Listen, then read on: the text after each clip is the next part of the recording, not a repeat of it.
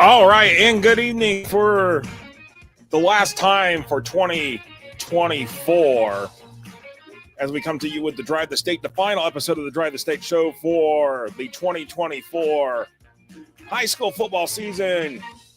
Good evening, Joshua Wilson here, Christopher Lyke, Reno.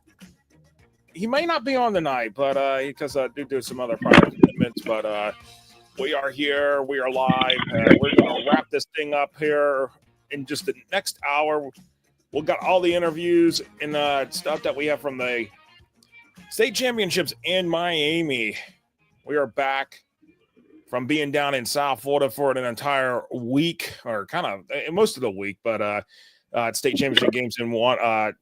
We had the state championship games in last week, last Wednesday, starting with 1A. Then we had 2A, 5A. Then we had 6A, 4A, and then to wrap it up with 7A and 3A. And kind of just wrap things up here. Kind of wrap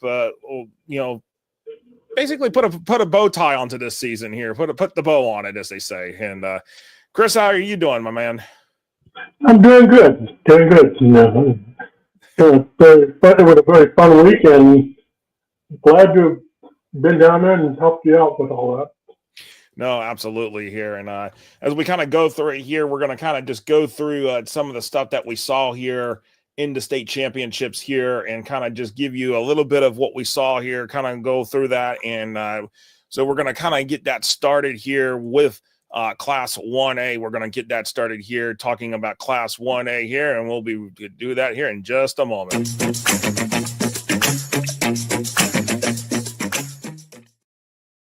All right. With that said, Class 1A, very, very not so surprising result with the Class 1A state championship game between Chaminade Madonna and Clearwater Central Catholic, and three teams. The two teams have met a rematch for the third time in a row. And Chris is not in his locker room tonight. What happened, Chris? The locker room disappeared on you?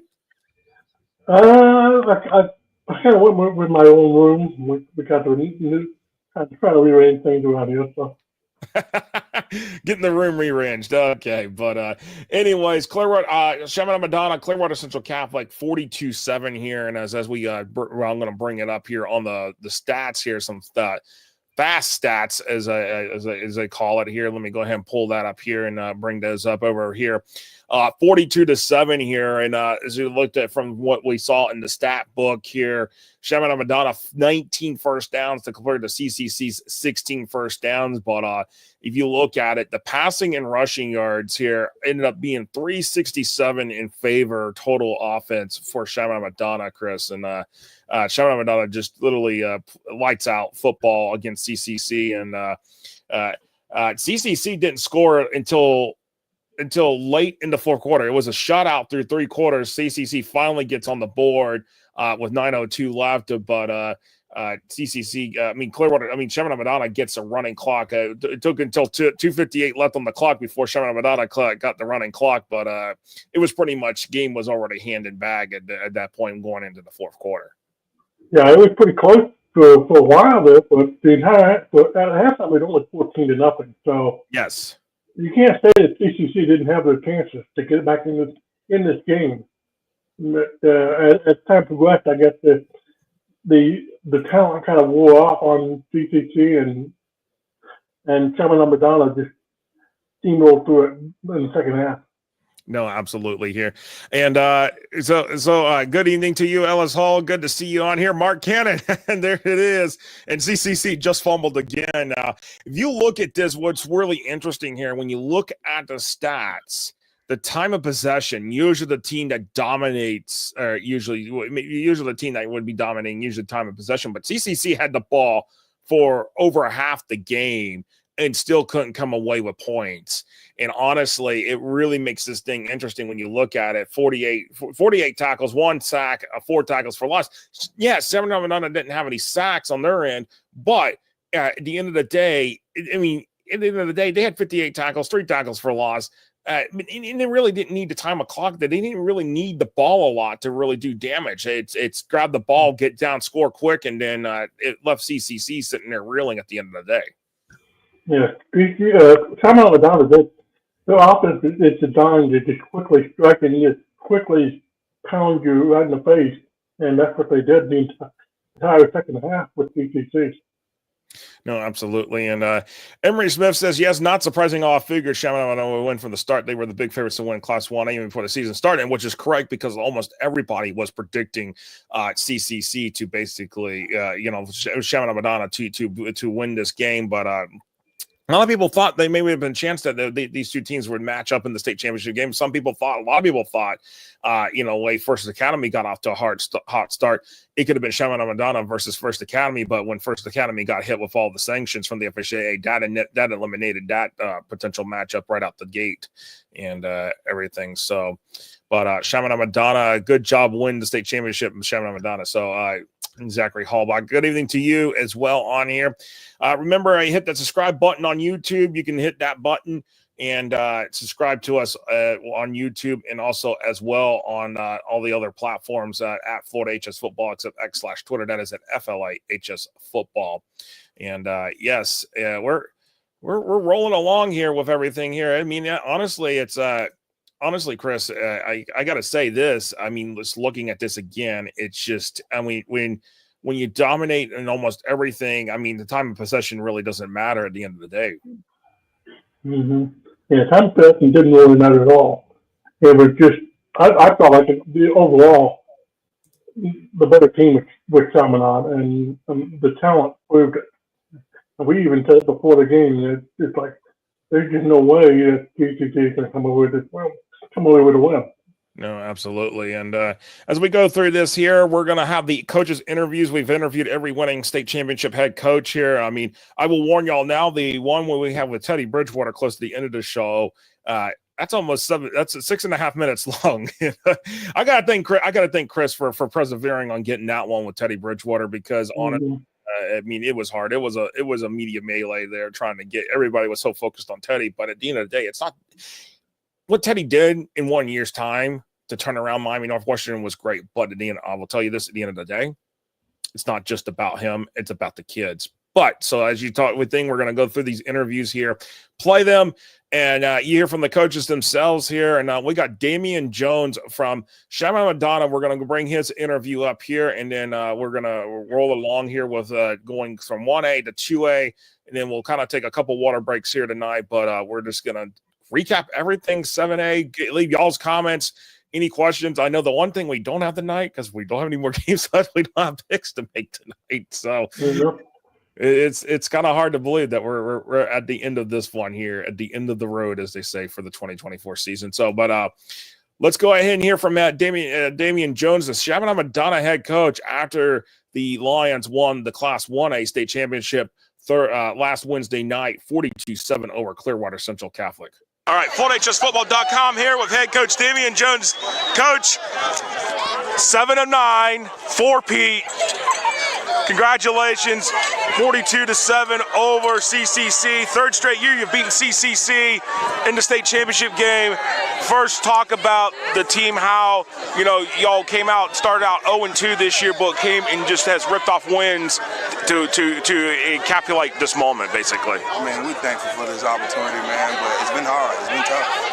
We started off 0-2, man, and I think those 0-2 games prepared us to be here, So these kids work their tail off, man. They deserve it. I mean, talk about the slow start though for y'all tonight, because I mean, it was y'all had 4 takeaways. You had 4 takeaways that y'all got in the first half, but you only converted two of those for touchdowns, and leaving points off the board. I mean, was that frustrating to you? When you could have. We knew we was gonna get it going eventually. We've been scoring points all year, So at the end of the day, our defense has been doing well all year, man, and help holding us down. So we knew it was gonna get going. Just a matter of time. The defense got hot, man, so proud of it.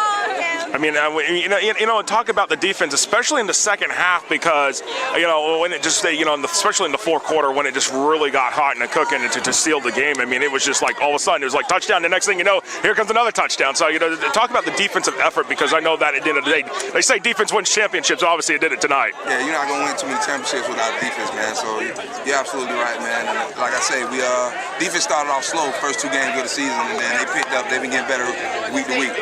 No, absolutely. And, talk about being able to play in y'all's backyard here, being able to play at Pitbull Stadium. I mean, on a college campus, too. I mean, I know the feeling's got to be nice. Hey, that was big for us.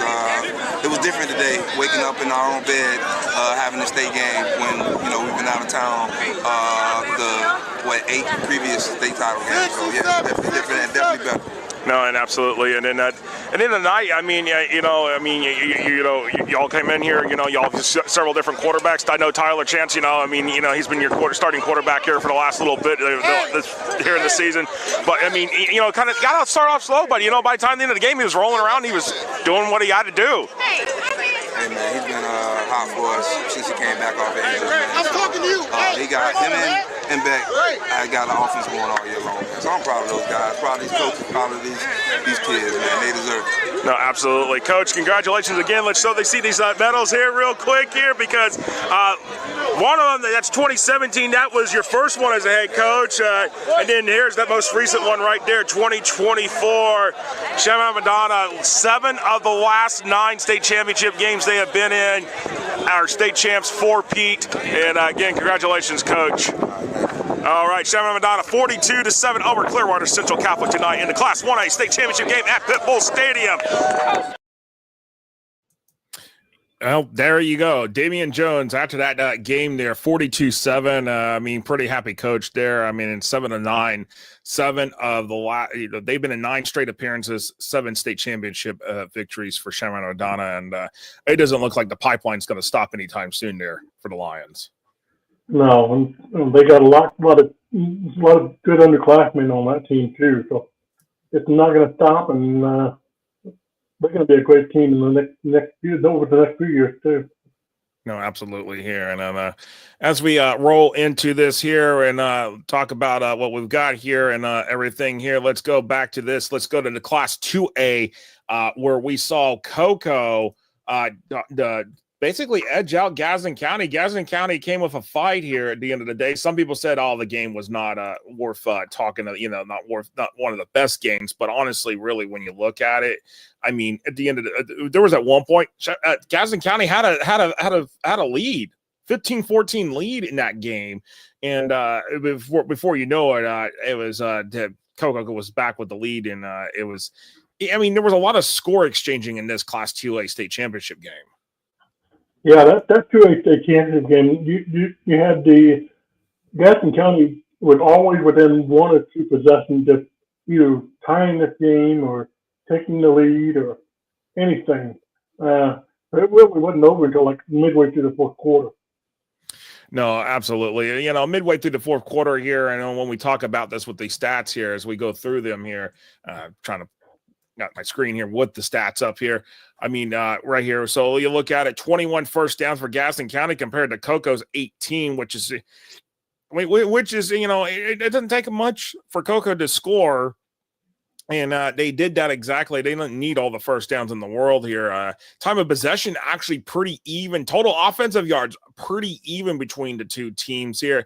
Obviously, you see look at Cocoa's passing yardage, obviously a little bit higher than the rushing yards. Gadsden County very balanced, 176 to passing to 168 yards rushing. So both teams kind of keep an even kill and along the way of keeping it balanced here. But at the end of the day, it really comes down to, who's getting the tackles, and Cocoa obviously seeing that 63 total tackles between everyone on defense, and only 1 sack, but 4 tackles for loss. I mean, you see Gadsden County 2 sacks, 9 tackles for loss, but at the end of the day, Cocoa didn't let the setbacks of getting tackled behind the line affect them. They basically, it was 1 minute it'd be tackled behind the line, and next minute they're 25 yards downfield. Yeah, it was like that the entire second half too, and like they say, Cocoa is going to Cocoa, and that's that's what head coach Ryan Schneider said here, and Cocoa is going to Cocoa. But to talk about the stats here, Brady Hart 259 yards on 22 of 31 passing, and he only had 1 touchdown, but he also had 1 rushing touchdown. Latrison Lane 3 rushing touchdowns and on 64 yards rushing, which actually Latrison, I mean, he was a big contributor to the game there in that one, and then of course looking at it, Camarion Battles scored 2 of the touchdowns for Gaston County. Landon Daughtry, 2 passing touchdowns on 185 yards passing, but it had 1 interception. And end of the day, I mean, again, these teams were pretty even. I mean, it was, I agree, Mark Cannon, it was one of the best games. I'd say this, if I give you a quick rundown ranking of my thoughts of the state championship games in terms of order of the best, I go 4A, 2A, and then basically I would say after that, it's pretty much everything else is a total crapshoot. Yeah, I can see that. I mean, honestly, at the end of the day, again, this was one of the better, more competitive matchups at the end of the day in terms of the state championship games. But and what's interesting, actually, these 2 teams were suburban schools, anyways, in the Metro Suburban. So, to a rare exception here, probably when you start looking at this in terms of analyzing the front end and back end of Metro Suburban with normal classifications 2021 and now 2024. When you start looking at the margin of victory, it doesn't look pretty in a lot of sense for what happened in the state championship game. But again, Cocoa 38, Gaston County 27. Any thoughts on this game, Chris, that you want to share? No, I felt like it went about as well as I thought it would go. I thought Gaston County played better than I thought they would play, and I was really impressed with Gaston County, especially competing in the second half, keeping that game close as long as they did. No, absolutely. And again, you see the time again, everything. I mean, Gaston County just played, at the end of the day, they played really hard. They played really strong. And, by the time it was a Cocoa pull away. I think you called it in that situation that Cocoa would pull away late in the game, 4th quarter. And that's what they did here is they pulled away in that game late. And then to win this game, they kind of pulled away right there. But at the end of the day, Cocoa 38, Gaston County 27, and we've got head coach Ryan Schneider to talk about his team's victory in the Class 2A state championship game. So we're going to play that clip here. It's only about 1:30 on this one because we were sometimes catching these coaches. It was right before the medal ceremony, but at the end of the day, we've got every coach here, and some comments rolling around here. Here you go, Mark Cannon. Gaston County fans were very happy to be there. Mostly nice people saying hi to you, shaking your hand. Yes, and Gaston County definitely one of those counties that they love their football. Small county, small rural type county, just west of Tallahassee. Go out US 90 I-10, you'll run into Quincy, Havana, Greensboro, Chattahoochee. So those areas out there that all make up Gaston County. And let's play that interview from head coach Ryan Schneider from Cocoa, and then we'll be back, and we'll wrap this up on Class 2A, and then we'll kind of take a quick water break and go into 5A, 6A, 4A, and then we'll wrap up 7A, 3A on the show tonight. So let's go into 2A with Coach Ryan Schneider of Cocoa here on the Drive the State show, wrap-up show here for the 2024 season. ForHSFootball.com here with head coach Ryan Schneider of the Cocoa Tigers, three-peat coach today, and a 38-27 victory over Gaston County. Just talk about your Tigers. Your senior class going out with a big victory, three state championships in a row. The best senior class in Brevard County history, Cocoa history. They've been to 4 straight state championships. These kids have done a great job. I'm so proud of them. Coaches did a wonderful job. Keep everyone. It's a great game back and forth between two teams, and I'm proud to be in Cocoa Tigers. Talk about Brady Hard, over 4,000 yards passing this year. Jim and Boggs come up 8 yards short of the state receiving record. But talk about the season both of these guys have, because they're going to leave a tremendous impact on Cocoa. They're just not great football players; they're better human beings. That's what I love about them. They're great kids. They're great football players. They do a wonderful job for us. But the human beings are off the field is what's really impressive. And Latrison Lane, he went off today too. Especially at the end right there, that 40-yard run, that 42-yard run touch. Play we've been set up all year. We finally pulled it out, and when I told the coach I'm going to call this play, they looked at me like I was nuts, but no, And talk about the fans. They showed up despite the fact it's a Thursday. It's a 12:30 kickoff. They showed up today in full force. The city of Cocoa Coco's a great city. People love the Cocoa Tigers up there, and it's an honor to be there. It's an honor to represent them. Congratulations, Coach, on the third straight state championship with the Tigers. Congratulations. Go Tigers. All right, there you go. Got head coach Ryan Schneider there talking to us about the Cocoa Tigers winning that state championship game. Again, 38-27 here over Gadsden County. And Cocoa, 3 straight. There's 7th state championship in school history, because they had 4 under John Wilkinson and now 3 under Ryan Schneider. So Cocoa now 7 state championships. The second time the Tigers have done the three-peat in program history. Yeah, it's going to be real interesting in a couple of years once they get this open division and what they do with how they put these teams in Cocoa. They're almost guaranteed to be one of those teams that, under the current format, that they're being an open division too. No, absolutely. And I think that'll be interesting to see what happens and what goes with that, and where we go with how that open division. Again, I know there's some talk about, is it fully going to go through? It was approved with, pending, implementation in a couple years time, but we'll see what happens there with that when it comes along with that. And it said, Angel Edgecombe says, never doubt the mighty Tigers. Well, there you go. Zachary Hallback says, good job, Cocoa Tigers, for a win for another state championship and beat Gadsden County. So, but all right, we're going to take our first 2-minute water break, and actually we're going to and then we'll play our sponsor commercials that we had for the 5A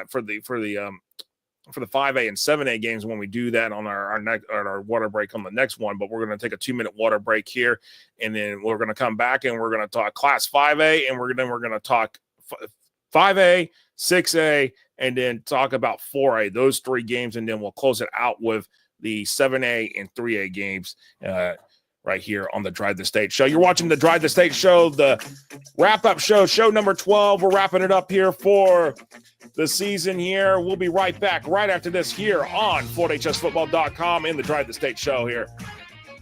Keep it locked in. We'll be right back right after this.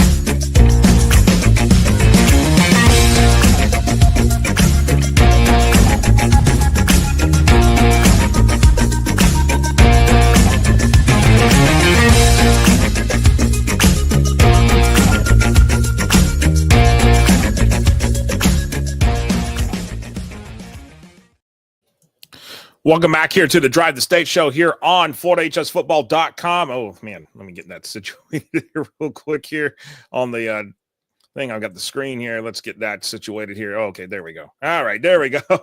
Welcome back here to the Drive the Stage show here on FullHSFootball.com. Joshua Wilson, Christopher Lyke here. We're wrapping it up here for the 2024 season here. Just recapping everything we saw at South Dade Kia Field at Pitbull Stadium this past weekend for the 2024 Florida High School Athletic Association State Championships. And going into this next one here, Chris, we've got the Class 5A State Championship, and we're going to talk about that here on the flip side of this one.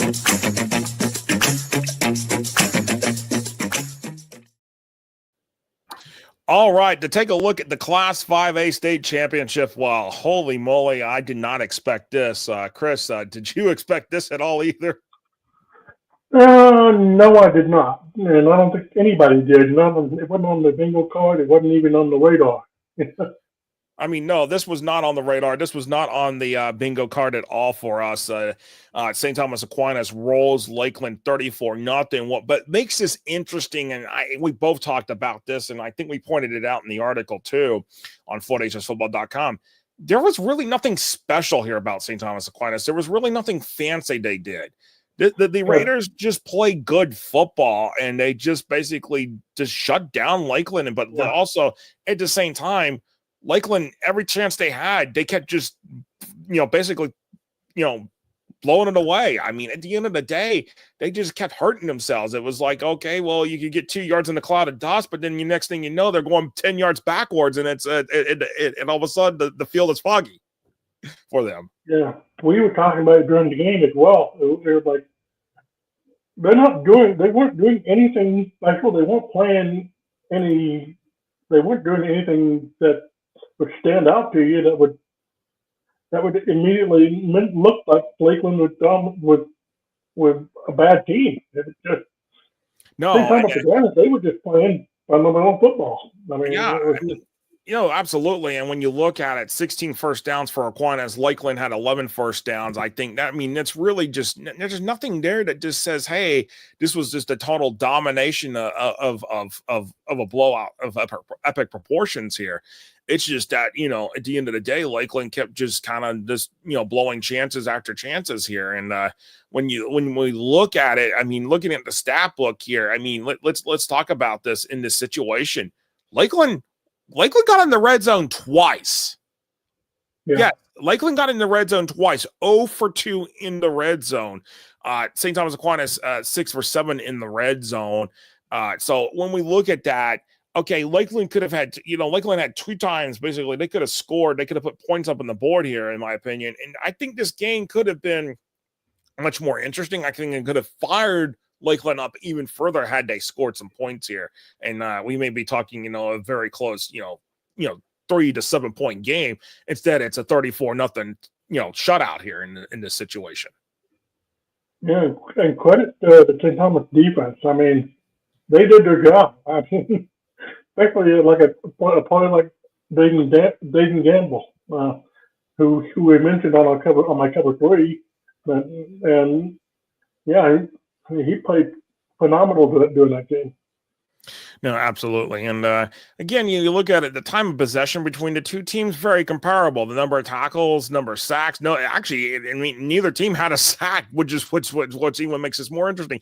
And Aquinas only had 90 more yards of offense when you look at the total numbers. So again, nothing really special here about this game. It was just that a shutout against, on Lakeland was not on the bingo card. It was not on anybody's radar. And Emory Williams-Smith says he was surprised that STA almost running clock Lakeland. Yeah, and all it take was getting that one extra point there. And at the end of the day, that was the big thing for Aquinas, was getting actually thing. They were going to go. I think they were going to go for a 2-point conversion at one point, but not so much the case here to go to that running clock. But at the end of the day, still, since it really, it just really shocked everybody. But Emory says, I thought it would be close and either team could win, since I thought either team could win. And I'm not totally shocked SDA won, despite me picking Lakeland and winning in my picks, but I'm shocked they beat Lakeland by 34 points though. So yeah, out of respect to Noli, I will not comment on Lakeland's performance. Oh, come on, Mark.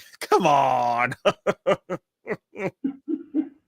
Come on. you look at the numbers, and it doesn't look like it was a blowout. You take away that score, and you would automatically think it was a close game. So. There's nothing really that's shocking. I think the biggest thing is that when we talk about it here, actually it says Lakeland's passing yards was 196. I actually screwed that up. It's actually only 26 total yards actually on the thing. I should have fixed. I was looking at the wrong number here. I was looking at 196 yards gain rushing, so that was what my fault. So it's actually 26 yards passing for Lakeland on that. So. Again, Lakeland only have 26 passing yards. I think that is the one. If you were going to look at a stat that's really honed in on that, the 26 yards passing, I think that was a big momentum killer for the Patriots in this one. They could not get the passing game going whatsoever. And like I said earlier, a few minutes ago, St. Thomas's defense was really the story of the show when it came to stopping the Lakeland passing game. No, absolutely here. And as we roll along here, let's take a look at Class 6A here and talk about what happened in that game between West Boca Raton and Osceola. Let's take a look here in just a moment.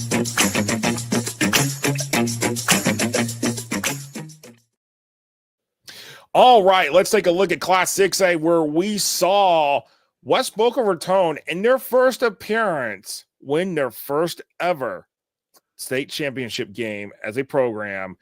School that only opened in 2004. West Boca Raton now is state champions for the first time in their first appearance, 26-7 over Kissimmee Osceola. And I think, Chris, if you look at this on the stats, I think we talked about it. What's the glaring hole there for Osceola that you see on the stat line? Because that I think explains why Osceola lost. Zero passing yards. Zero passing yards. Zero passing yards. At the end of the day, when we talk about zero passing yards, that's pretty interesting when we look at that. And when we talk about this, what was the score at halftime between these two teams? 10-7. It was a close ball game at 10-7 at half.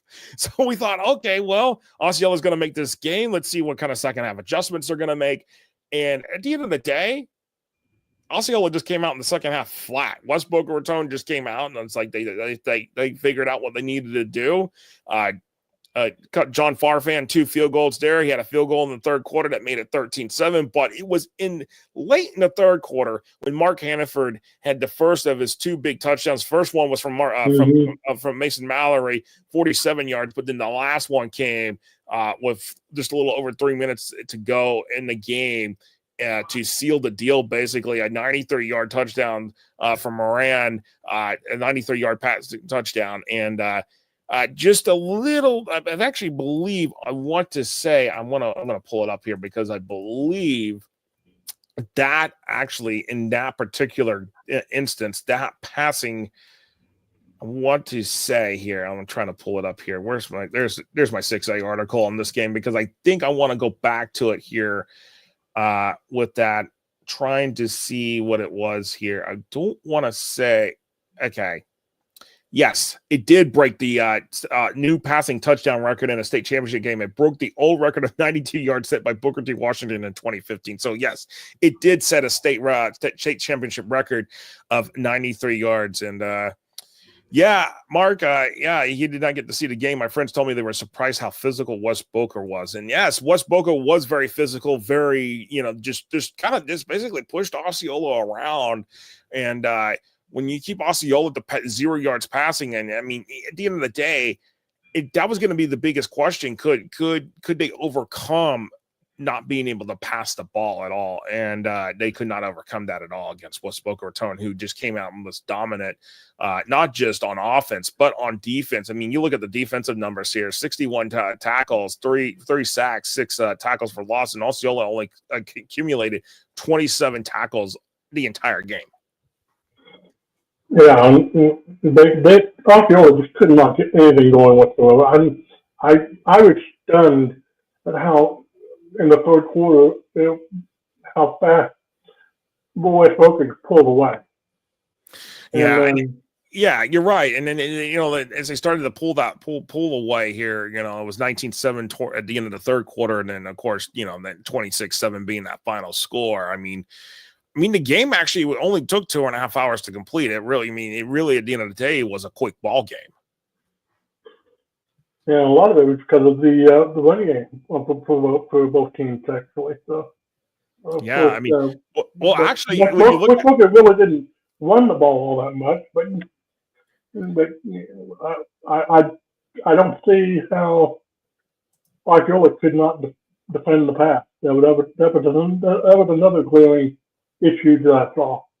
Yeah, and at the end of the day, and I will say this, is that West Boca did what they needed to do passing the ball. They really didn't need the running game to do what they needed to do here.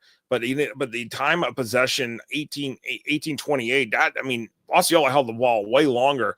But also the biggest thing that I say West Boca Raton did at the end of the day in this one was keeping Tavion Swint in check. I mean, when you hold Tavion Swint to 111 yards and 1 touchdown, when this kid could break out 150, 170, 200 yards a game, holding the UCF commit in check like that, you're going to win a ball game like that. And West Boca Raton taking home the state championship. And I think I forgot to play the 5A interview. So I'll have to play the 5A interview with Roger Harriet here in a moment, and then play our 6A interview with Dylan Potts from West Boca Raton.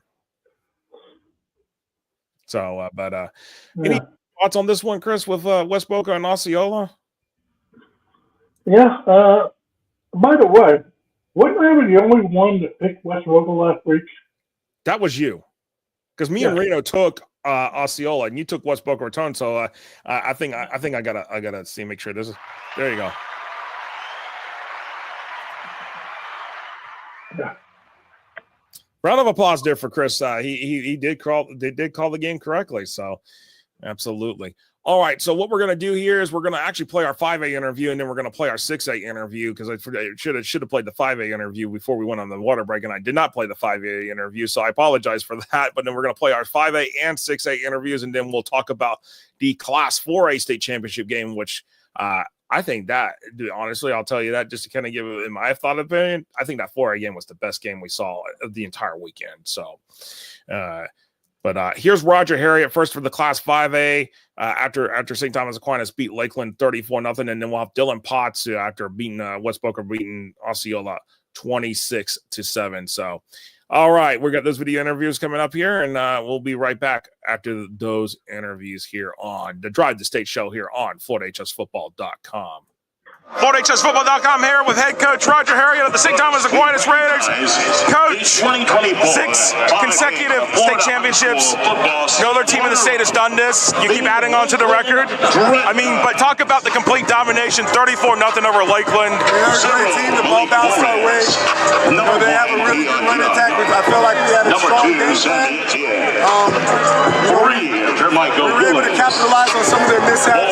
But again, they're an exceptional program. Our guys, I'm extremely proud of them. They've done an amazing job. We had some difficult mishaps this season, and we just showed the resilience and faith and tradition that St. Thomas really has with regards to the spirit of our program. Your path through the playoffs was not the easy one, and here y'all tonight, complete domination. It was a tough season, and preparing us for opportunities like this. Our coaches did a great job of building the resilience and mental fortitude of our players, and we came out as champions of 2024, but more importantly, they're champions in their life. That's what we're raising right now. Talk about your senior leadership, because your seniors tonight, they have a strong belief system. They really hold strong to the spiritual faith and beliefs of St. Thomas Aquinas, and to represent the leaders of our program, our AD Tom Russell, our principal, and obviously Coach George will always be the lifeblood of our program. It was a real redemption feeling, because we felt like finished well here the last time. Just didn't have a great performance, so it was a blessing for us to be back here and able to put the finishing touches and exclamation point on the season. Talk about the turnovers that y'all had tonight, because I mean, y'all took away. Those takeaways were huge. Yeah, we know those were forced turnovers. We capitalized on it. To create opportunities for us to put our offense in those positions to excel, and our guys did a great job. We went in the red zone a couple times. Lakeland did a good job of holding us off. We always took the points and just played chess instead of checkers. Getting out to an early big lead against the team that runs the ball a lot. 56, Satorian of the Saints. That's always going to be to your advantage. We 57, Axel Acevedo. So again, Lakeland is let them to run the ball on you. But I feel like our guys did a great job in the trenches of holding down and showing some resilience. 66, spirit. How many guys did you bring 67, Tyler Brinkman. 70, Jordan Housing. I don't know off the top of my head, but 71, we didn't have many guys that had experience. 72, Ian Anderson. So we had to 74, Trey Johnson. make some real adjustments. 75, Jamari Jones. We have a great structure. 77, Devon McKee. So for players to 78, Ben Bayvine. it's a difficult thing. 83, Andrew But Sutton. obviously not impossible. 84, Caitlin Baisney. A great team of coaches, 85, Brian Molita. just general staff that 86, totally AJ devoted Davis. to ensuring that our players 87, hold the rope for us on and off the field. Congratulations, Coach, on the 6th consecutive straight championship. St. Thomas Aquinas wins at 34-0 over Lakeland in the 2024 Class 5A State Championship. HSFootball.com here with head coach Dylan Potts of the West Boca Raton Bulls. 15-0, perfect regular season, coach, and 26-7 victory in the Class 6A State Championship today, bringing home West Boca Raton's first state championship in their first appearance at a state championship game. Coach, what's the feeling like right now for you? Unbelievable. You know, 30, Colton Carter. 32, Tony Duff. 34, Jason Blue. None of this is possible, but all the credit in the world to those kids right there, man. They've done everything we've 36, Braylon Wynn. And you know, they really found 42, O'Neal Morel.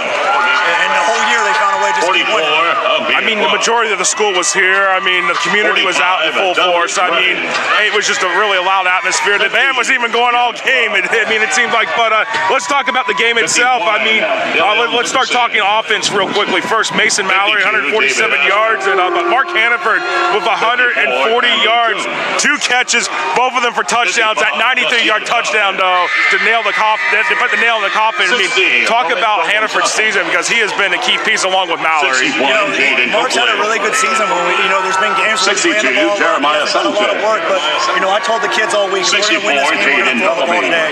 And you know, we came out and 65, Connor Mason, Trey, Mark, Kyle, 78, Marcus Ferrer. Billy Clancy, they all came out and did their job. So I'm just, 80, I couldn't be more proud for them guys to come out and find a way. And 90, Joshua we've been running the ball for 14 weeks. I said, hey, and number 99, Elijah Van I've seen you guys do it. Go out here, throw the ball. We're going to win this game. But let's talk now. With that said, let's talk about the defense, because I know y'all had one thing that y'all had to do today, and that was contain Tavian Swin on the Osceola side, and that's what y'all did. I mean, y'all contained him, didn't really let him make any big plays. It was pretty much, you know, y'all swarmed to him. Yeah, I mean, that's a great player over there.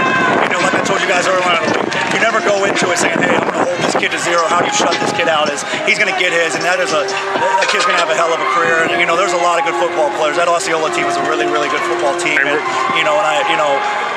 we knew we had our hands full this week, but like I said, our defense, I said it from the beginning of the year, and I don't think anyone took us serious until about now, that's the best defense in the state. And real quick, y'all had 3 sacks, and that was huge. Absolutely. Grant Edman, Demetrius Gather, Xavier Reed, I think they've done it all year. They've done it all year, and I just, you know, I'm happy for them to come do it on the biggest stage and find a way to get it done. No, absolutely. Congratulations, Coach. West Boca Raton, the Class 6A state champions for the 2024 season. Well, I'll let you go get your team, get ready for that medal celebration, Coach. Congratulations.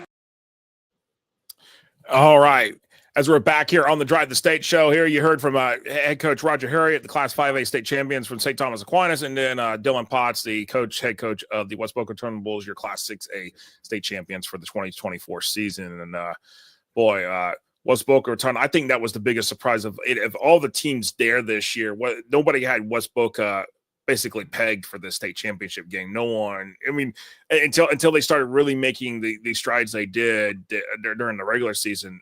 West Boca Raton was just flying under the radar. No. If you told me West Boca Raton would have been playing the state championship game at the start of the season, I would have probably laughed you out of the room. Yeah, and shout out to Mark Thompson on the defensive side. He was one of the reasons why West Boca Raton was able to stop Osceola in his tracks. And three of his, I think it was, if I remember right, three of his tackles were behind the line of scrimmage of Osceola. Yeah, Jamar Thompson, yes, that is correct. 3 tackles behind the line of scrimmage, and then he also had a sack as well, and also 1 pass breakup. So he had a heck of a game there. Yeah. And this entire roster, juniors, sophomores, you look at it, 90% of that roster is filled with juniors and sophomores. So I would not be shocked to see them back here next year. No, and that roster was very young. So West Boca Raton now a force to be reckoned with, and keep an eye on them. As Chris said, a lot of that team will be back next year, and don't be surprised if they're back playing for the Defender State title in 2025. All right, let's take a look at Class 4A, and then we'll talk about what happened there in that game, which I feel like that was the most exciting game of all the 7 games this past week.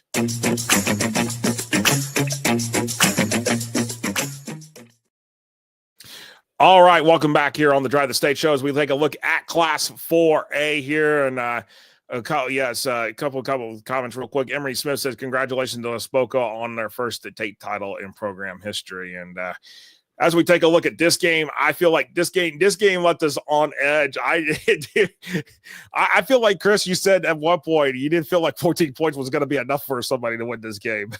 Oh yeah, I did say that. I thought 40 wasn't going to be enough for somebody to win the game, and sure enough, it was. And this was a track meet, to say the least. And I'm not exaggerating. This was a track meet. I mean, you take a look at the state championship quick stats here that we've got here, and you take a look at those. Look at those numbers here that we've got here on the screen here. All right, first downs, 21 for American Heritage, 18 for Jones. I mean, you look at these numbers, 415 for total offensive yards, 381 for Jones. Again, American Heritage did to control the ball a little bit more, but at the end of the day, I mean, we were at one point, we were tied 31 all. I mean, we did that. That's the thing in this game. We were tied. We were a tied ball game at one point, and it came down to some plays that American Heritage made.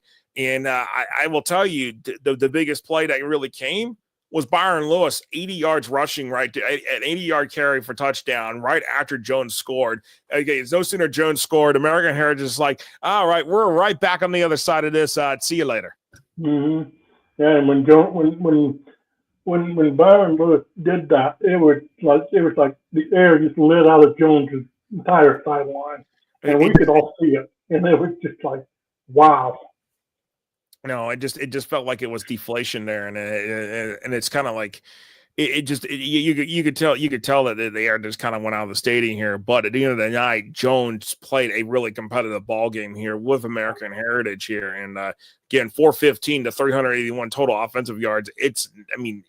The biggest thing is that American Heritage didn't really need to tackle much, but at the end of the day, it's Jones, 57 tackles, no sacks, 5 tackles for loss. But the biggest thing for American Heritage, 2 sacks, 5 tackles for loss. Sacks, big key number right there in terms of the defense, being able to keep Jones from doing more damage than what they did in that game, and for American Heritage to come away with a 9-point win at the end of the night, 40-31. And looking at some of the key stats here, I mean, Malachi Toney, this is what's interesting about Malachi Toney for American Heritage, filling in for Diabell, who the Texas commit, who was injured, had a season-ending injury during the playoffs. Malachi Toney stepped in, the Miami Hurricane commit, 15 of 18 passing, 188 yards passing, 1 touchdown, but he did not have a passing incompletion until the fourth quarter. That's impressive. And what can you say about Malachi Tony stepping in for Diabell like that? And I don't think anybody saw that on their radar anytime during the season at all. Vernell Brown, the third for Jones, was held to 89 yards receiving on 5 catches. So keeping Vernell Brown to the third, another Florida Gator commit in check. That is pretty impressive there for American Heritage. Byron Lewis, how about this? 221 yards rushing, 2 touchdowns on 29 carries. And Darian Coleman, he kind of struggled a little bit in the passing game. 13 to 22, passing 143 yards, no passing touchdowns, but he did have 3 rushing touchdowns on 110 yards rushing on 13 carries. But end of the night, I think the defensive stats is what the big thing is look at that stats for sacks. That's, I think, is the big key critical thing for American Heritage right there. Yeah, you look at the game, and one of the reasons why American Heritage couldn't really pull away was because of a guy like Quentin Evans on the Jones side defense. He was impressive when you look at the film and you look at how he played. Quentin Evans would light out for Evans for Jones in that game. Quentin Evans, 10 total tackles, 2 tackles for loss. DeAndre McDaniel Jr. is another one, 10 tackles as well, 2 tackles for loss. And then, those are the big things right there. And of course, Isaiah Simpson did force a fumble there for Jones against American Heritage. But at the end of the night, American Heritage 9-point victory, 40-31. And we've got our interview from head coach Mike Smith of American Heritage. We'll talk to pull that up here, and we'll play that here, and then we'll take another quick water break, and then we'll wrap this up with 7A and 3A here on the Drive the State show, the final Drive the State show here of the 2024 Florida high school football season. Here's the interview from Mike Smith from American Heritage. HSFootball.com here with head coach Mike Smith of the American Heritage Patriots. Patriots win their first state title since 2020, 40-31 over Jones. And coach, tonight a lot of people thought that this was going to be an offensive explosion between both teams, and it sure proved to be that. And just talk about your team getting here and being able to win that state title for the first time in 4 years. First of all, Jones has a hell of a football team. Those guys, they're explosive, they're well coached, and they battle, man. So shout out to Jones. That's the first thing. And listen, this group that I have is special, man. They battled through adversity the whole year. We played the 6th toughest schedule in the country, the hardest schedule in the state of Florida. There were ups and downs. There were a lot of ups and downs, but the way that these kids continue to battle, it's just a testament to their belief, man. Talk about Malachi Tony, first of all. He took over from Diabell, after the injury that Mel sustained during the playoffs. Talk about, what he was able to do tonight. He didn't have a passing incompletion until the fourth quarter. that was how impressive he was doing tonight. That's a Malachi performance. Nothing surprises us about Malachi anymore. And that's a kid, again. 3 years ago, he fumbled on the 28-yard line when we were driving against Central to tie the game. He battled through all that adversity, continued to believe, all right? And the story couldn't be any better. You couldn't write that story in Hollywood, all right? But just an unbelievable kid, unbelievable talent, and he led us. And you and Byron Lewis were having an emotional moment afterwards, just to hug him on that field. He was explosive tonight. Just talk about the Florida sign he beat, able to do what he did to finish off his career here. And that's special because, I've been the running back coach here the whole time, too, and I've had him since 8th grade. And to see his development and to see him be able to finish his senior year on top. Talk about the rest of this team, because what they have done here tonight has just, literally proved that, y'all were deserving to be here. The battle test. We've been through everything. We've seen through everything. We've been through so much adversity, and for these guys to continue to believe and continue to keep going, it's unbelievable. And the atmosphere tonight, your fans showed up in full force. You're going to get the school, the community, I mean, and Jones even had a great crowd. I mean, the atmosphere here was electrifying. That's right. They've got a big game, great atmosphere, and our fans are the best out in South Florida. And especially on the college campus in Miami. Absolutely. And I can't knock them enough. Coach, congratulations on your third year. State champions. Appreciate it, Coach. Thank you. Congratulations. Thank you. All right, that was head coach Mike Smith of the American Heritage Patriots, your 2024 FHA Class 4A state champion. And Chris, any final thoughts before we take our last water break of the show here?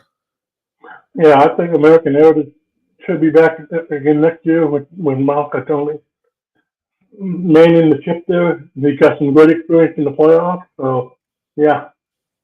No, absolutely. And definitely appreciate everybody that has been watching here tonight here on the Drive the State show here on Florida HSF. Hey, Nola, you're late, but hey, we're glad you're here. Good evening to everyone. Hey, glad you're here, Nola, and everything. And of course, you can go back and watch everything we've talked to recap on the 5A part here later on the replay of the show here on the YouTube channel on FloodHSFootball.com. So, all right, we're going to take a quick 2-minute water break and play our sponsors commercials one more time. Thanks to Concrete Consulting and Potency for sponsoring our coverage of the 7A and 5A games respectively. We're going to play those here and then take a 2-minute water break, and we'll be right back to wrap this up with 3A and 7A here on the Drive the State show. We'll be right back right after this here on FloodHSFootball.com and the FloodHSFootball.com social media networks.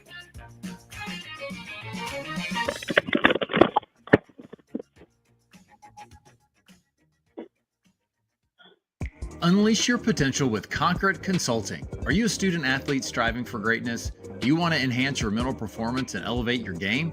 At Concrete, we specialize in mental performance and success coaching tailored for student athletes, parents, and coaches.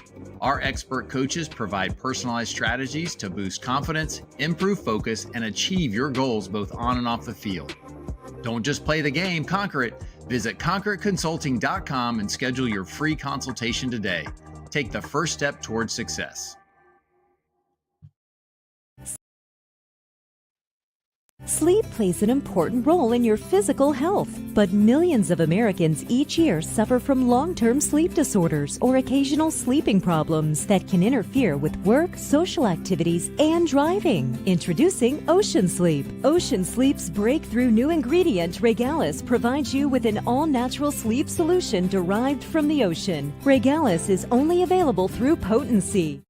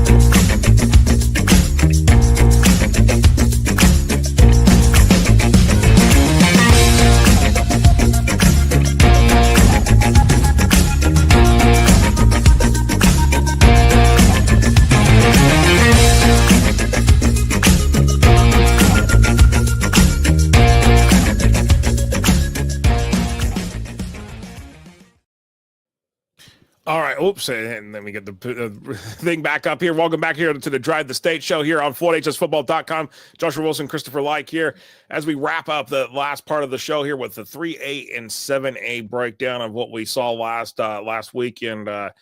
Chris, the last day of the state championships, probably not one to remember for most people. Yeah, a couple of blowouts, a couple of games that really we didn't want to see, to be honest. Yeah. All right, let's take a look at Class 7A here on the Drive the State show.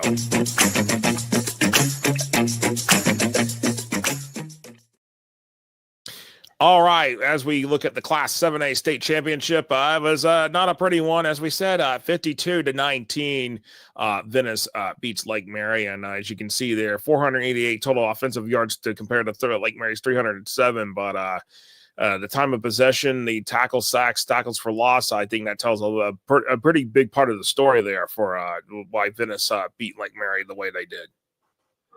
Yeah, it was close for a quarter, and then Venice just had all the momentum, and they just pulled away early in the second quarter. I think they scored 24 points in the second quarter. 24 point. Yes, Venice scored 24 points in the second quarter. It was a combination of 30 points between both teams in that second quarter, and then Venice scored 14 more in the third and added another 7 in the fourth. But 52-19, Venice over Lake Mary, and Venice just was just totally dominating. Get a Wilder, how about this? 178 yards on 19 carries, 3 touchdowns. Chase Nixon, 172 yards passing on a touchdown. He was intercepted once. Noah Grubbs, he struggled. He struggled greatly without Isaiah Thomas in the backfield, and Noah Grubbs, instead of trying to keep it balanced, they relied more on him trying to get the ball downfield. How about this? It was only he had 241 yards passing, 3 touchdowns, but this 18 completions out of 42 passing attempts and was intercepted twice. And when you see your passing completion rate under 50% in the game, even under 40%, that you're going to struggle most times than not. Yeah, and you look at the Lake Mary defense, and they had a couple of good players on that backfield on the defensive side, like Brad Billups up there as I mentioned in the cover 3. Had more tackles than anybody in the game, technically, and but he was the last line of defense for Lake Mary on that defense. No, absolutely. And Mark Hanna asks, is Venice coaching staff the best in the state? I would put up in there on the ranks between their coaching staff and like Shamanamada's staff and Coco's staff. I mean, there's quite a few good coaching staffs in the state, and Venice is up there, and definitely for sure, I would say that. St. Thomas up there too. Yeah, St. Thomas Aquinas too. Yes, those coaching staffs definitely are among the top in this state. All right, so we have our quick interview with head coach John Peacock from Venice here after the 7A title game. We'll play that, and then we'll get into 3A here to wrap up the Drive the State show here for the 2024 season. FloydHSFootball.com here with head coach John Peacock of the Venice Indians. Venice, that's just won their 4th state championship in program history. Coach, congratulations. 52-19 over Lake Mary today, first since 2021. Talk about the overall team performance. I mean, they just literally came out and dominated from the start. Yeah, they played great. The focus on a mission today, these last 2 years. Basically on a mission. Going to avoid giving third loss. They did a great job of staying focused and playing. I mean, talk about Gator, Gator Wilder. I mean, he just went off today. He's one of the best backs in the country. Been saying it for a while. He's just underrated. And then Winston Watkins, he had himself a game in that. I mean, when you play efficiently in all 3 phases of the game, it shows. And today, 60-yard punt return touchdown. I mean, that was huge right there. Yeah, he fixed the game all 3 phases, especially great job today. And just for the community, they showed up today. Even for the 3.5-hour trip down, I mean, they showed up here. Yeah, we got a great community. It's a blessing to be there. 16, Captain Rusty. Just proud to be part of it. And I know you're right before I talked to you, your wife was over here. She was cheering you on. I mean, talk about that. Having a supporting family with this. Yeah, nice. Awesome. We had a job today. Really want to laugh. 20 Justin Matilda. We did a great job. And then at the end of the day, y'all contained Noah Grubbs. That was your biggest contender. You had to deal with that. If you contained him, he was going to win the ball game. Nothing off is awesome. Defense back for awesome. 25, Troy 10. Did a great job stopping the run. No, absolutely. All right, congratulations, Coach Peacock. The Venice Indians 52-19 over Lake Mary in the Class 7A state championship. Venice state champs for the first time since 2021. Appreciate it, Coach. Thank you. All right, there you go. The Venice, the 2024 Class 7A state champions. Emery Williams says, not surprised one bit. Venice beat Lake Mary. I predicted them to win in my picks last week, although I thought it wouldn't be close, but y'all thought it would be close. I thought because Noah Groves, but with Isaiah Thomas out, I think that made the biggest difference there for the reason why Venice was able to run all over Lake Mary in that game. Chris? You there, Chris? Yes. Okay. Yeah. Yeah. Sorry. Did you? I don't know if you heard me that about the Venice beating the thing about Emery Smith we thought it was going to be close, and he didn't think it was going to be close, and sure enough, he was right. It wasn't close in that one. Yeah. What surprised me was Venice, just the way they pulled away, and Lake Mary. I'm surprised that they didn't put much of a fight up on offense. Of course, they had no answers to the Venice defense. No, absolutely, and of course, Noli says it was great to see Venice get another state title, and Zachary Hallback says great job, Venice win state champion, and then they did beat Lake Mary the way they did.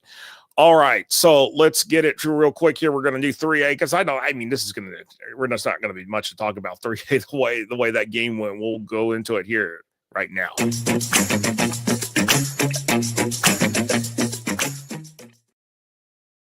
All right, to wrap up what happened here, the nightcap, the last game of this 2024 Florida high school football season, Class 3A state championship between Reigns and the Reigns Vikings and the Miami Northwestern Bulls. Well, Miami Northwestern in front of 12,000 fans, probably about 80 to 90% were Miami Northwestern fans. 41 to Goose Egg, 41-0. Northwestern 24 first downs to Reigns' 12, and you can look at the total offensive yards. You can look at everything in terms of statistical wise why Miami Northwestern won this game, and they won it in dominant fashion. Yeah, and the Northwestern defense had attempted to go running for his life for the entire game, and it really wasn't pretty, and overall it was a really chippy game. Real physical game as well. And nothing doesn't show up on the stat sheet. It was a really physical game out there. Yeah, you're right. It was a very chippy game. The game wasn't even paused for 20 minutes because we had a scrum and they needed to figure out who needed to be ejected, how many flags needed to be issued out, and so forth. And there was even one more ejection later on. So both teams ended up having 2 ejections in that game, which is it's abnormal to see ejections in the state championship game. But this game was chippy at best here at the end of the day, and Miami Northwestern 41-0 over Reigns. And Teddy Bridgewater, year one as a head coach, and the Miami Northwestern finished this season with a 12-2 record. Teddy Bridgewater, state champion, not only as a head coach, but as a football player. It's just really impressive. And the interview that we did with Teddy Bridgewater, by the way, again, thanks to Chris for persevering on getting this, helping me get this. But yeah, you were way out. I was done. I was checked out. I was like, I can't keep fighting this. But honestly, it's but yes, Mark Cannon, you bring up a valid point here, and I was going to just bring that up here in just a moment. Reigns got down to the 1-yard line and didn't score. So, I mean, on one of their drives, they had 2 chances here. They had 2 chances to make this game very competitive, very interesting, keep the Bulls on their heels. But Reigns had no answer all night for Miami Northwestern. And this interview not to mention, we also had a monsoon in that game, too. So yeah, it kept raining on and off. That game had a little bit of everything. Yeah, so a little bit of everything and a little bit of and what's interesting, no team had a fumble in that game, so that makes it even more interesting. But the interview with Teddy Bridgewater at 6.5 minutes. We'll wrap up our show here with the Teddy Bridgewater interview. We'll wrap it up. We'll play it, come back, and then wrap up the show here. But this interview on YouTube has had over 8,200 views. Okay, this is a lot of people have liked it. A lot of people have watched it. I mean, it's not just about Teddy Bridgewater. This is about the kids at the end of the day. It's about the school. It's about the community, and that was the biggest thing that we wanted to hit on. It was not just about him winning that state championship. It was about him and the school and restoring the pride of what they say, the West is back. So let's play that interview here from Teddy Bridgewater here on the Drive the State show to wrap up our coverage of the 2024 Florida high school football season. All right, FloridaHSFootball.com here with Teddy Bridgewater. Teddy, big state championship victory. The West is back. First state championship since 2019 for the Bulls. Your first year as a head coach. I mean, now that you've done it, as a head coach, but as a player to win state championships with Northwestern, what is the feeling like right this second for you after getting that trophy? It's a great feeling. I'm more excited for the kids in the community. Northwestern is doing well. River City is a great place, and I'm happy these kids, man, who struggled last year, were counted out, lost a couple close games this year, but doubted. They fought, they figured it out. They only gave up 2 touchdowns all playoffs. And the big thing, you point that out, but also the state championship game in the regional final, state semifinal, all shutouts. I mean, talk about that, because it's not just been your offense this year that's been really doing well. Kids going out there. It's not just the offense that's been doing. Hold on. It's not just been your offense that's been doing really well, but your defense has been playing like lights out. I mean, 3 shutouts in the last 3 weeks. I mean, that's not an easy feat to accomplish. Yeah, defense win championships. That was my message throughout the playoffs. Now, our offense, man, the way we fight, compete against our defense on a weekly basis, we know that our defense is destined for success each week because we're going against a high-powered offense every week, every day in practice. And those guys is competitive. So when we face other opponents who we know don't run the same scheme that we run, don't have the same talent that we have, we know our defense will buckle down and have some success on Fridays and Saturday night. Can you talk about the growth of Leon Starter? Yeah, Leon's been great, man. We had a couple games this year where he did some bonehead things, but he played his best football when it mattered the most. Throughout the playoffs, he didn't turn the ball over. He found ways to finish drives in the end zone. And, I'm proud of him, man. Just the growth that he's had in this offense, the way he's taking command, taking charge of this offense. It's not an easy system to play in. It's not one of those systems where trips right red. It's actual play calls, protections, motions, shifts, and things like that. And the way he handles it all, it speaks volumes of him, who he is as a quarterback. His mental capacity is unbelievable. And I'm happy that he's having the success that he's had, and he's able to come out a champion tonight.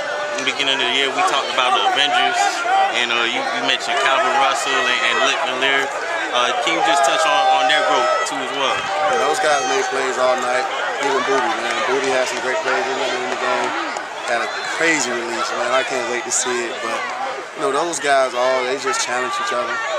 And the thing with them, we had to break them all. Because they're all superstars. They were all superstars on the parks. And whatever happened on the park, they never humbled them. So they came into high school as superstar. It's about me, it's about me, it's about me. But when we got here, it was like, nah, this is a team. We don't need one guy to win the game for us. If you do your job so your brother can have success, the team will have success. And it took probably like 6-7 weeks for those guys to really understand the message. But once they understood it, hey, Nick might get a touchdown this drive, next drive CJ, next drive Booty, next drive Nick Saint, running backs get involved, everybody get involved because they understood the art of patience. But talk about the atmosphere here tonight here at Pitbull Stadium. I mean, just a few miles down the road from where y'all are at. I mean, the crowd, 12,000 people here. I mean, most of it was Miami Northwestern fans. Yeah. So talk about this, the whole community just showing up for this game. I told my guys, man, I've never lost a game on this sideline down here at FIU Stadium. And I told them we don't lose on this sideline. There's something about it. We pack this side, man. Our families, our community, our loved ones, they travel in numbers. And when Northwestern is doing well, you got grandmas, great-grandmas, great-great-grandmas, grandfathers, nieces, nephews, brothers, aunties, uncles, everybody come out to see Northwestern. And that's what it was tonight. So happy the kids came out, gave a great show. The community's happy. We're going to go back to 71st Street. We got DJs setting up. We're going to have a big-ass party. To that point, Reigns is very similar to you all in terms of the school, in terms of the culture, in terms of a lot of different things. But what was it like to have a state final against a school that was very similar to you all in terms of historically black, predominantly black, great tradition? great bands, all of that. What was it like to have that kind of competition for a game like this? It was great. It was a great environment. We knew that they would travel in numbers. We knew that, like you said, they're largely relatively black, just like us. So we knew that there was going to be a lot of pride out there tonight. I told my kids, man, it's nothing like Dade County. It's nothing like Dade County. There's no knock to them, but it's nothing like Dade County. The way we train, the way we're brought up, man, it's so different, man. There's something about that water we drink, that water we bathe in, that give us these superpowers when the stages like this. Coach, last question. They might have already asked it, but you've been on this stage before, but you can't do anything as a coach, or as much as you can't do as much as a coach as you can as a player. So what is it like to be back on the stage but not be able to do as much? I've actually been able to do more as a coach than I was as a player, because I can control what plays we call and things like Appreciate that. you, Five. There you go. What's up, bro? Appreciate y'all, dog.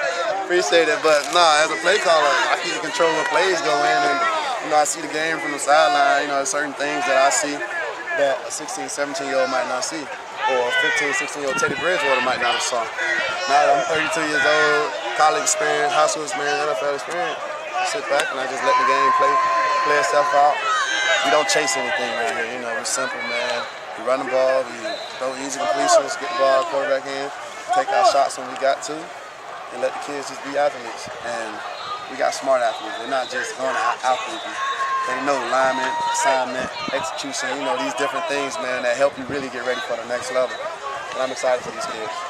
And Teddy, hold that trophy up, because that's the new hardware going back to 71st Street right there. That's one. That is just one that's going to join the trophy collection that is sitting there. Floodgates about to open, man. Oh, yeah, congratulations, Teddy. Miami Northwestern 41-0 over Reigns tonight here at Pitbull Stadium to close out the 2024 high school football season. All right, well, you heard it from the man, Teddy Bridgewater himself there. The Class 3A state champions, Miami Northwestern. The West is back, first state title since 2019 when they had won 3 straight under Max Edwards. But, boy, wow, Teddy Bridgewater, not only is a state championship winning head coach, a state championship winning football athlete, joins a rare elite group of players that have done that, like former Mainland coach Travis Rowland, St. Thomas Aquinas head coach Roger Harriet. Just to name a couple right there among the elite groups of coaches that had not only won a state championship as a player, but also winning it as a high school coach at their alma mater. Yeah, that's a very rare group, and Teddy Bridgewater deserves all the recognition he gets from this game and this season as well. No, absolutely hearing us. And Mark Cannon said, game referee said after the game, Miami Northwestern was the fastest, quickest, hardest hitting defense they had ever officiated. Well, I definitely believe that. They were fast and hard hitting, and they hit hard and had no apologies at the end of the night for that. Yeah, and that's part of the reason why the game was so flippy, and it set Reigns off quite a bit. No, absolutely. It kind of irritated Reigns, but at the end of the night, Miami Northwestern 41-0 over Reigns in that game. But any final thoughts? I appreciate everybody watching here. This is great listening to you two again and listening to recap the state title games, and great show as always. Hope I was saying, and if I'm not mistaken, Josh's birthday is coming up soon, and yes, it actually is. Thank you. It is this Saturday. It is this Saturday. My birthday is this Saturday. Thank you so much, Emery. I definitely appreciate that. So, but any final thoughts, Chris, as we wrap up the final Drive the State show for the 2024 season? It was a very interesting weekend. A lot of fun, and we're looking forward to it next year. And that's going to be we got a lot of things coming up over the next few months. Especially in the next couple of weeks, we'll have some things coming up with the Daily Drive coming up too. Yes, Daily Drive, some new features that Chris will be doing. We'll be doing some other content here, as we get ready to in 2024, 2025. Girls flag football will be coming up after the season, but we'll be bringing back the Blitz shows for the different regions after the Christmas and New Year holiday. You've been watching the Drive the State show here, and great interview, great show. And sad we're at the end. Merry Christmas, Happy New Year, Josh, Chris, Reno, Mark, and everyone. Yes, Merry Christmas, Happy Holidays, Happy New Year, Happy Hanukkah, because Hanukkah starts tonight of December 25th. So definitely appreciate everybody. Have a wonderful holiday season. Happy New Year 2025 to all of you. We'll be back with our shows after the first of the year. And, Mark Cannon, great job. Hey, what am I going to do on my Tuesdays? Well, we'll be back with some shows after the first of the year. So just hold tight. And, again, enjoy your holiday season, everybody. Thank you for watching the Drive the State show here for the 2024 season. For myself, for Christopher Lyke, for Mike Reno, we're going to say so long. Happy holidays and Happy New Year here from all of us here at FloatHSFootball.com. Good night to all of you.